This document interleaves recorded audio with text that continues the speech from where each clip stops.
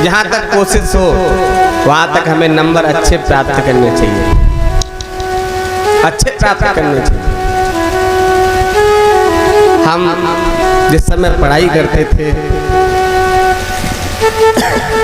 गांव से 24 किलोमीटर दूर हमें दोनों तरफ से साइकिल से पढ़ने जाना पड़ता था।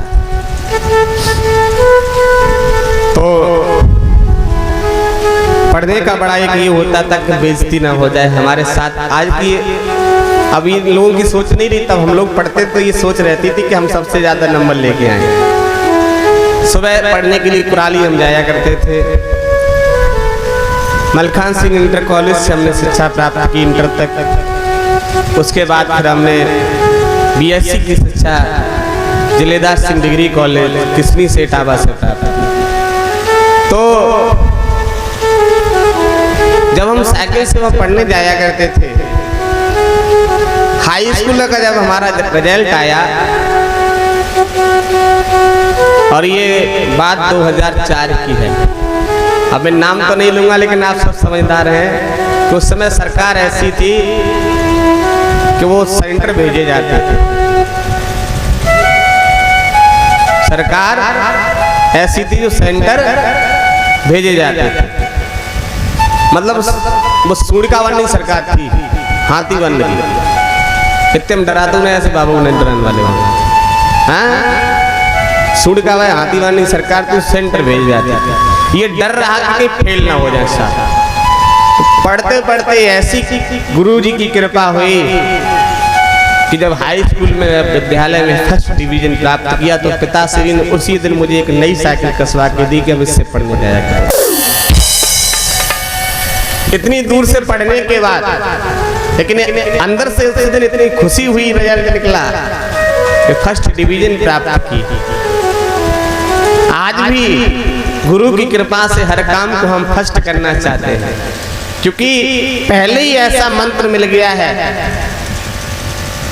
कि हम कोई काम नीचे करना ही नहीं चाहते। हम चाहते कि अगर हमारे द्वारा लोग शाकाहारी भी बनेंगे तो फर्स्ट डिवीजन पे बनेंगे, फर्स्ट डिवीजन पे।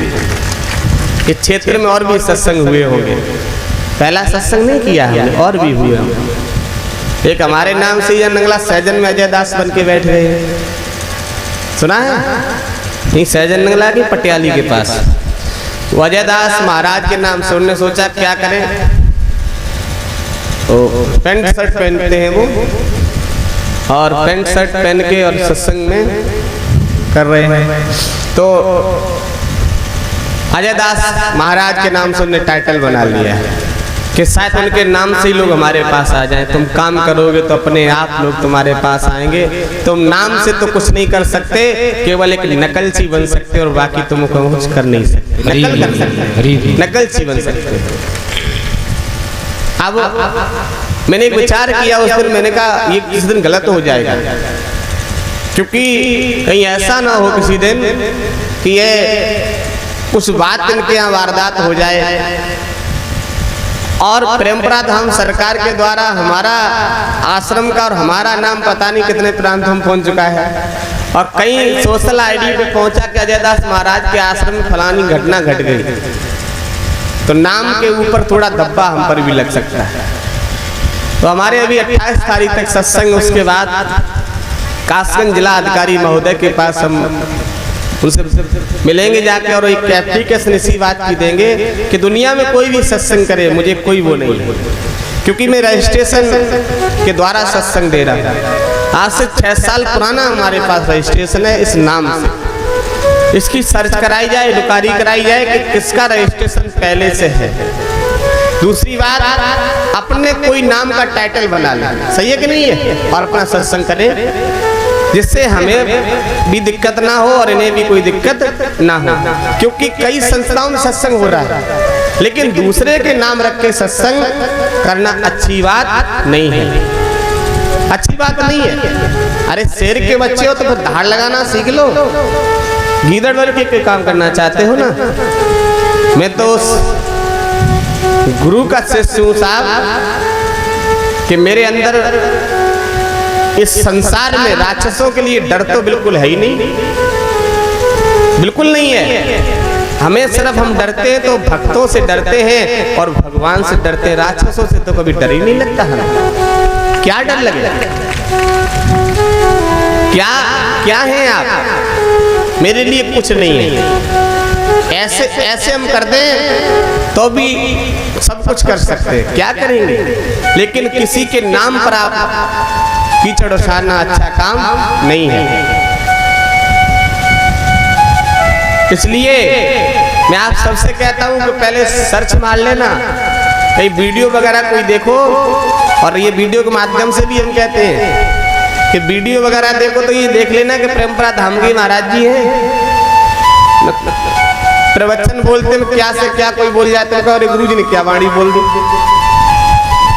गुरु महाराज जी की दया से आज तक मैंने जीवन में कभी भी ऐसी कोई वाणी नहीं बोली जो हमारे भक्त को आज तक कहीं कष्ट हुआ। इसलिए इन नकलचियों से सावधान रहें, नकलचियों से सावधान रहें। ज्यादा कुछ नहीं कहना है। आप सभी भक्त हैं, अपने अंदर भक्ति जगा के रखें। अगर एक बार मैंने योगी जी का एक वीडियो देखा था, तो पुलिस वाले थे तो उनने कोई राजनीति फैला दी कहीं कि ये हमारे, तो उस व्यक्ति को बंद कर दिया। तो योगी जी ने बहुत सुंदर बात कही। वर्तमान में हमारे सूबे के मुख्यमंत्री हैं, उन्होंने कहा कि अगर राजनीति करनी है तो वर्दी उतार के सामने आइए, राजनीति करनी है तो वर्दी टांग के सामने आइए, नेता बनिए, और नहीं तो प्रशासन की तरह काम करना पड़ेगा, सत्य को सत्य मानना पड़ेगा। जो पिटा घर पर वही थाने में भी पिट रहा है। 3 दिन से बंद है, ये वीडियो अभी भी नेट पड़ी होगी। ये योगी जी के वचन थे कि अगर राजनीति करनी है तो सामने आइए और नहीं तो प्रशासन की तरह काम करिए। तो मैं तो कहता हूं कि अगर संत बनना है ना तो धोती कुर्ता पहन के और एकदम मंच से आराम से सत्संग देने की कोशिश करिए। पैंट पहनने को बेल्ट लगा के कोशिश करने की, बदमाश बनने की कोशिश मत करिए।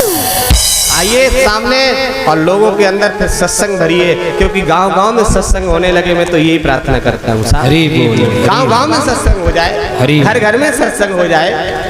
क्या है?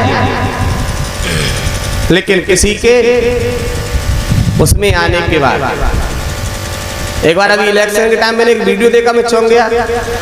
एक गंजी चांद करा के बाबा जी बोले हम योगी आदित्यनाथ हैं, और जगह कि हम अब तो सपा में पहुंच गए। तो मैंने कहा ये कैसे हो गया? बीजेपी के लोग सपा में पहुंच गए, सपा बीजेपी ये कैसे हो गया? तो वो मैंने जूम करके देखा तो कोई बाबा डुप्लीकेट बन गए वो, और उन्होंने गंजी चांद करा ली वैसी योगी जी की तरह। तो ये क्या है? ये डुप्लीकेट काम सब लोग छोड़ दें, अच्छा काम करिए, संत बनने की कोशिश करिए, राजनीति जोड़ने की कोशिश मत करिए। राजनीति करने वालों को राजनीति करने दो, आप आध्यात्मिक में आइए ना, आध्यात्मिक से जुड़ जाइए। मन के मंदिर में प्रभु को बसाना बात हरेक के बस की नहीं है। खेलना पड़ता है जिंदगी से, भक्ति इतनी भी सस्ती नहीं है जितनी सोचते हो। भक्ति मूली गाजर तो खाड़ लेंगे, ऐसी भक्ति नहीं है। अपना सब कुछ सौंपना पड़ेगा। आश्रम में 2 भैंसे पाल रहे हो, नाम अजय दास रख रहे हो, गैया मैया की सेवा कराइए। प्रेमपुरा धाम सरकार में कितनी मैया की सेवा हो रही। और एक बात और बता दूं सब भैयाओं से कि यहाँ से चारे की व्यवस्था पहुँचा देना। यहाँ धान की खेती होती ना, तो प्यार की सेवा गैया मैया गौशाला के लिए अवश्य पहुँचा देना, ठीक है? कौन कौन सेवा करे? हाँ, सबसे पहले अवधेश, अवध के अवधेश ने हाथ उठा दिया तो फिर तो सब उठा ही देंगे साहब। हरी एक नंदू के भैया ने सरात कहा था हम पहुंचाएंगे। हाँ देखो तैयार। तो गैया मैया के लिए साहब मिटा चुके हम धर्म पिता को और नहीं मिटने देंगे। ये शीश भले कट जाए लेकिन गाय नहीं कटने देंगे। बहुत खुल गए बूचड़ खाने और नहीं खुलने देंगे। ये शीश भले कट जाए लेकिन गाय नहीं कटने देंगे। गैया मैया की सेवा भैया, घर घर में सब लोगों से कहते हैं कि गाय को पालो, गैया मैया की सेवा करो। हमारी माँ को लोग काट रहे हैं, वो हमारे धर्म को नष्ट करना चाह रहे हैं। हम सनातनी होने के बाद अपनी माँ को नहीं बचा पा रहे हैं। भैंस पाल लेते हैं जो 60,000 80,000 की बिकती है। गैया मैया के अंदर 33 कोट देवता वास करते हैं और उस पर दूसरे धर्म के लोग छुरा फिरा रहे हैं, तलवारों से गर्दन काट रहे हैं। आप बिल्कुल ही कमजोर हो गए हैं क्या आप अपनी माँ को ही कटवा रहे हैं? शीश कट जाए लेकिन गाय नहीं कटने दो। मेरे सामने मैं तो सबको इस बात की चुनौती देता हूँ कि मेरी गाय को काटे तो मेरे सामने मुले बुला के काटे, या तो हम अपनी गर्दन कटवा देंगे या फिर गैया मैया कटेगी। दो ही काम होंगे, या तो गर्दन कटवा देंगे या गैया मैया कटेगी। ये मुझे किसी बात का डर नहीं है। आज लोग मारते इसलिए मैं संत नहीं बना, इसलिए घर नहीं छोड़ा मैंने केवल धर्म को बचाने के लिए। ये संत महात्मा जन बैठे इनकी सेवा करने के लिए, संतों की रक्षा करने के लिए और गैया मैया की रक्षा करने के लिए। मेरे लिए सारे धर्म अच्छे हैं, लेकिन हमारे धर्म के साथ कोई खिलवाड़ करेगा तो उसे हम बख्शेंगे नहीं। वो भ्रम में ना रहे, बिल्कुल भी वो बिल्कुल भ्रम में ना रहे, ये दिमाग से निकाल दे। और यहाँ जहाँ आवाज जा रही हो, जहाँ भी लोग हों, जब चाहो तब दास से मिलने की कोशिश करना, जैसे चाहो। लेकिन माँ के ऊपर अगर तुमने तलवार चलानी चाहिए तो वो तलवार तुम्हारे ऊपर चल जाएगी, तुम माँ का कुछ नहीं बिगाड़, कुछ नहीं बिगाड़ पाओगे। भ्रम है तुम्हारा। क्यों? कारण ये हमारा तुम्हारा है भैया और मैया। कुल्हाड़ी लोहे की होती है, उसमें कोई ताकत नहीं है जो लकड़ी को काट सके। उसमें बेट लकड़ी का ही पड़ता है, तब वो लकड़ी को काट पाती है। हम और आप ही ऐसे लकड़ी के बेट बन गए हैं जो हम और आप ही अपनी माँ को कटवा रहे हैं, तब वो काट पा रहे हैं। ना उनके बाप की औकात नहीं जो हमारी माँ पे छुरा चला दे। बाप की औकात नहीं है साहब। तुम तो इतने एकदम डर के बैठ गए घर में, चूड़ी पहन के घर में महिलाओं की तरह बैठ जाओ। मनुष्य होने का क्या लाभ है तुम्हारा जो तुम अपनी माँ के बचाने के लिए घर में अंदर गेट बंद कर लेते हो? 4 लोग तलवार लेके आ जाए गैया मैया को काटने के लिए, तुम भीतर भाग जाओगे। कहाँ चला गया तुम्हारा वो बल? उनको याद करिए, भगत सिंह को, जिन्होंने देश के लिए अपने शरीर की खूनों की नदियां बहा दी देश को बचाने के लिए। आज हम गाय को नहीं बचा पा रहे हैं, आज हम गाय की हत्या करा रहे हैं जानबूझ के। और यही कारण है जो लोग खेती में नुकसान बताते हैं। जो माँ से बुराई करता है, माँ के प्रति गलत सोचता है, उसी खेत में नुकसान हो रहा है। क्षेत्र में ज्यादा से ज्यादा क्षेत्र की बात करें 20 गाय होंगी और क्षेत्र में रहने वाले 20,000 होंगे, लेकिन कौन उन माँ को रखे साहब? हैं भैंस 80-80 हजार की 10-10 बनी होगी दरवाजे पर। एक गैया मैया को पालने के लिए इनकी मैया मर जाती है। एक गैया मैया की सेवा करने की सोचते हम गरीब हो जाएंगे। अरे गरीब नहीं हो जाओगे, तुम बहुत बड़े धनवान हो जाओगे। एक बार करके तो देखो, तुम बहुत बड़े धनवान हो जाओगे। बोलिए गौ माता की जय हो। इसलिए सभी कोशिश करें कि हम गैया मैया की जितनी हो सके उतनी सेवा करें। साक्षात देवी का अवतार है। क्यों? जब हमारा आपका जन्म होता है, जब शिशु अवस्था होती है, तो सबसे पहले दूध किसका पिलाया जाता है? हैं? अरे बच्चा जन्म लेता है तो सबसे पहले गाय का दूध पिलाते हैं, नहीं पिलाते हैं? गांव में तलाशते हैं, तब भैंस का क्यों नहीं पिलाते हैं? गाय का पिलाते हैं, नहीं पिलाते हैं? जब हम बचपन में गाय का दूध एक बूंद पी के हम नहीं बोलना सीखा है, हो सकता था गाय का दूध नहीं पीते तो आज हम गूंगे होते। एक दूसरा उदाहरण और दे दें आपको। एक भैंस का बच्चा होता है, उससे क्या बोलते हैं? भैंस के बच्चे क्या बोलते हैं? पड्डा हैं? पड़ा, कुछ भी बोलते हैं, पड़ा पड़ा। और एक गाया मैया का बच्चा होता है, उससे क्या बोलते हैं? बछड़ा हैं? ये रास्ता है, ये रोड है। यहाँ पर एक भैंस का बच्चा बैठा हो, बड़े ध्यान से सुनना, जो लोग गाय की सेवा नहीं करते वो बड़े ध्यान से सुन ले। एक भैंस का बच्चा बैठा हो और तुम सामने से गाड़ी लेके आना, हॉर्न लगाना, वो भैंस का बच्चा उठेगा नहीं, और उठेगा भी तो कम से कम 5 मिनट के बाद, फिर धीरे से ऐसे खड़ा होगा, फिर धीरे धीरे धीरे धीरे चलेगा, तब रोड को खाली करेगा।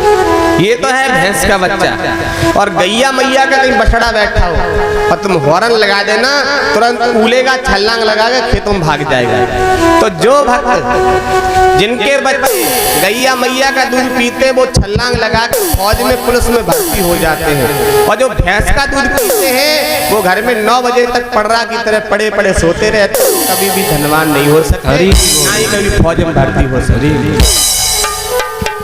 जो भैंस का दूध पिएंगे वो पटरा की तरह पड़े रहेंगे। माँ उन्हें उठाती है, बेटा उठ जाओ चाय पी लो। हाँ मम्मी उठ रहे हैं, 9 बजे तक पटरा की तरह पड़े रहेंगे। और गैया मैया का दूध पीने वाले में हमसे लोग प्रश्न करते हैं, भक्त गुरुजी दूध क्यों नहीं पीते, गुरुजी दही क्यों नहीं खाते, मट्ठा क्यों नहीं खाते? इसीलिए नहीं खाते कि तुम भैंस पालना सीख गए हो और हम गैया मैया का दूध पीते हैं तो हमें पिला नहीं पाओगे, इसलिए हमने पीना ही छोड़ दिया, दही खाना ही छोड़ दिया, मट्ठा खाना ही छोड़ दिया। हम तुम्हारी भैंस की क्यों दूध पिए, हम तो गैया मैया का पीने वाले हैं। हम तो राम कृष्ण की संतान बन के आए हैं, तो भगवान राम ने फल खाए थे और भगवान कृष्ण ने दूध दही मट्ठा गैया मैया का खाया था, तो हम तो उनकी संतान है। साहब भैंस हम क्यों पालें, हम भैंस के क्यों दूध पिए? इसलिए सबसे कहना है कि गैया मैया की सेवा शुरू कर लो, आने वाली 1 साल के बाद देखना कितने बड़े धनवान बन जाते हैं। आज से नियम कर लो, एक छोटी सी बच्ची पाल लो, छोटी सी गैया मैया की छोटी सी वो पाल लो। एक सबसे बड़ा तो धर्म ये है कि हम जब घर में भोजन बनाते हैं तो एक लोई आटा की या एक रोटी गैया मैया की सबसे पहली रोटी खिलाई जाती है। अब तो सबसे पहली रोटी खुद ही खा लेती माता, पति बाहर है तो उन्हीं कहा उन्हीं की हम तो विकास करने उन्हीं खाना तो हम खा ले, नहीं तुम खा ले हम तो लेट हो जाए।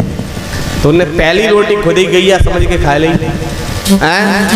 अब लास्ट वाली होती है कुत्ता की, तो नहीं लास्ट हम भी आएंगे सुबह खा लेंगे वे। पहली गैया जब बन गई लास्ट में तुमको बन गए, कह दो होता भाई, बोलो गलत तो ना कह रहे साहब। पहली रोटी गैया मैया की और लास्ट रोटी कुत्ता की, तो पहली रोटी उन्हें की हमने खा ली और लास्ट वाली तुम आगे छोड़े रख दी, मैं रखी है आराम फ्रिज में निकाल ले और खा लो। इसलिए गुरु की संगत से जुड़ जाओगे तो नियम का फॉलो हो जाएगा, और जब नियम का पालन करोगे भैया तो पहली रोटी आज की गैया को मिलेगी और लास्ट रोटी आज की कुत्ता को मिलेगी। रात में भोजन करके निकला, शायद आप लोग थे उस समय, तो मैं यहीं गेट पे आया तो 2 कुत्ता बैठे थे, तो मैंने भक्त से कहा, मैंने कहा बेटा रोटी दे देना, यहाँ 2 कुत्ता बैठे। मैंने उन कुत्तों को रोटी खिलाई, क्यों? क्योंकि वो दरवाजे बैठे थे, अंतिम देख रहे थे कि सब लोग खा के निकलेंगे तो हमें मिलेगी। तो इसलिए गैया मैया को थोड़ा सा कुछ निकालो भैया, कोशिश करो, कोशिश करो।